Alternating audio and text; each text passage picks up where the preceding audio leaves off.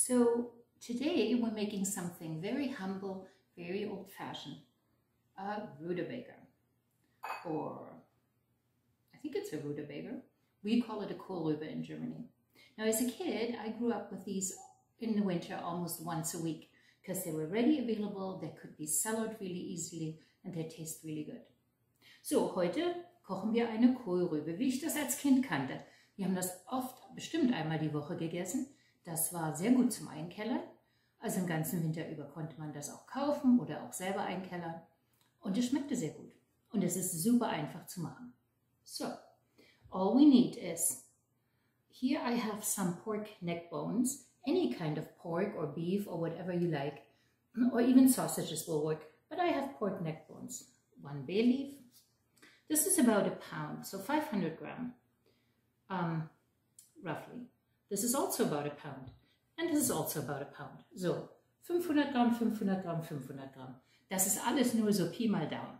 Also gar nicht genau so, was man so da hat. So, dann fangen wir mal an. Ich habe hier einen Topf mit 1,5 Liter Wasser drin. Den machen wir mal jetzt schon an. Und dann machen wir eine schöne Prise Salz rein. Ein bisschen Pfeffer. Schwarzer oder weißer ist total egal. Und dann ein Lorbeerblatt, a bay leaf, salt and pepper, and the pork goes in. Now, you've done most of the work. Das meiste ist jetzt schon geschafft. Das Einzige, was noch dazu kommen muss, ist ein Suppengrün. So the only thing we have to add to it is a Suppengrün, a soup green.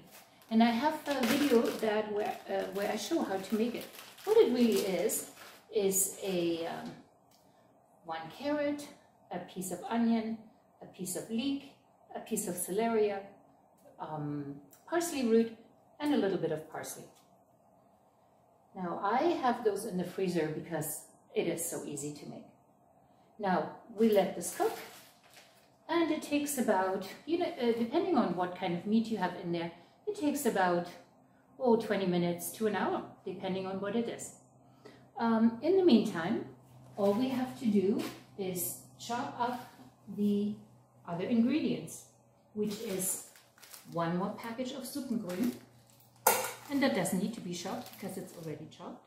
But if you don't have it frozen, then of course you need to buy a Suppengrün or go buy a carrot and all these things. A Mirepoix basically. Also wenn Sie kein gefrorenes Suppengrün haben, dann einfach im Laden 2 Suppengrün kaufen. Eins hier rein und eins brauchen wir hinterher. So, und jetzt werden wir mal unsere Kohlrübe aufschneiden. Now we're going to cut our rutabaga. And it's really simple. As you can see, it looks nice and yellow inside. And that's the kind of rutabaga I like. There's others that have sort of a white texture. They're just as good, just not as flavorful. So in the meantime, I'm going to peel my potatoes and cube them. I'm going to peel my rutabaga and cube them. And then I'll wait for the meat to be nice and tender. So, jetzt werde ich meine Kartoffeln pellen, meine Kohlrübe pellen und in Würfel schneiden. Und dann warten wir, bis das Fleisch gekocht ist. Und dann ist es nur noch eine Frage, es zusammenzubringen. Also, bis gleich. See you in a minute. So, actually an hour and a half has passed. And this is how long it took for the meat to be tender.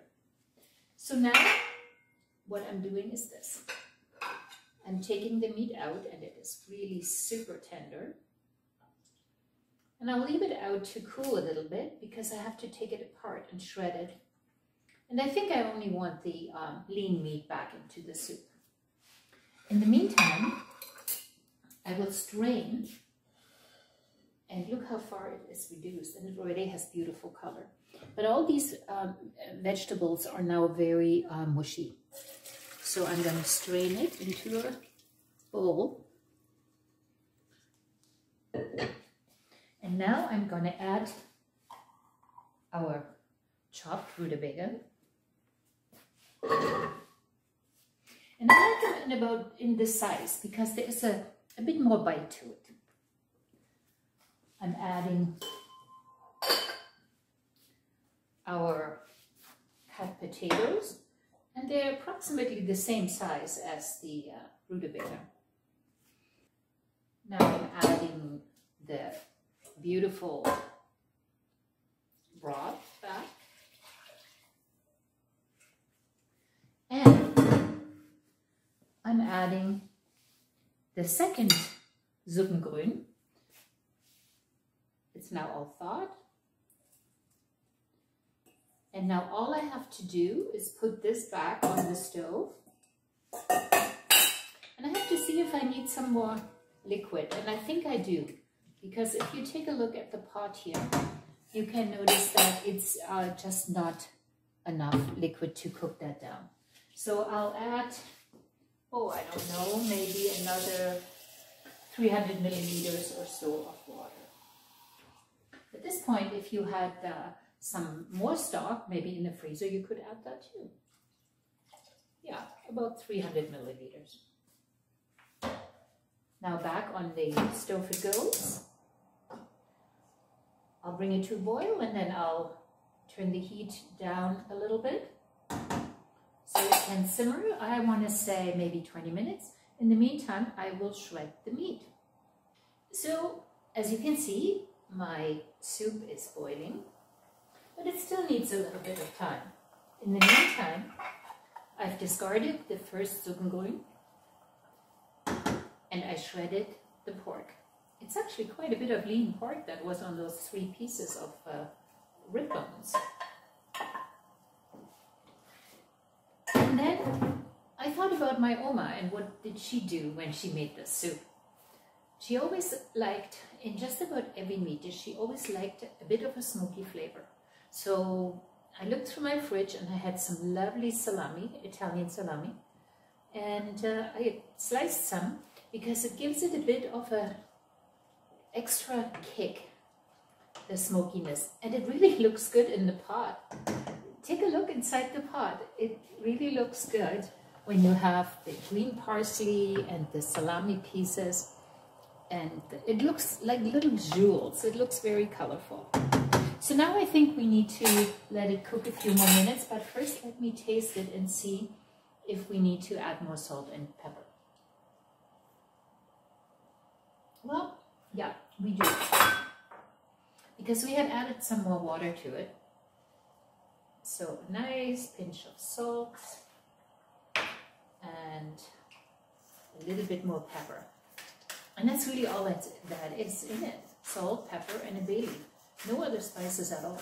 I guess you could put an allspice in it too. And I think that should just about do it. And now we need to turn the heat down and let it simmer until the potatoes and the Kohlruebe are cooked. Not mushy cooked. I still like a tiny bit of bite, but not crunchy. So let's just wait for a few more minutes, and I'm guessing about 10-15 minutes tops, and then it's lunch. So 15 minutes have passed, and my Eintopf, or soup, is ready. Now take a look at this. Isn't that just, the colors, aren't they just picture perfect? And everything is ready to serve. Now what you could do, I like it a little bit soupy like that, where you actually still see the clear broth. But what you could do is you could now take a potato masher, not a food processor, but you could now take a potato masher and mash the potatoes, or even with a fork if you wanted to. You could now mash the potatoes a little bit to make the soup a little thicker, and even the rutabaga. But I don't really want to do that because this is how we ate it as kids, and this is what I feel comfortable with. And this is what it looks like. And I'll give it a little taste and see if I need more salt and pepper. No. It is absolutely perfect like that. And this is my lunch today. So, bon appetit, guten Appetit.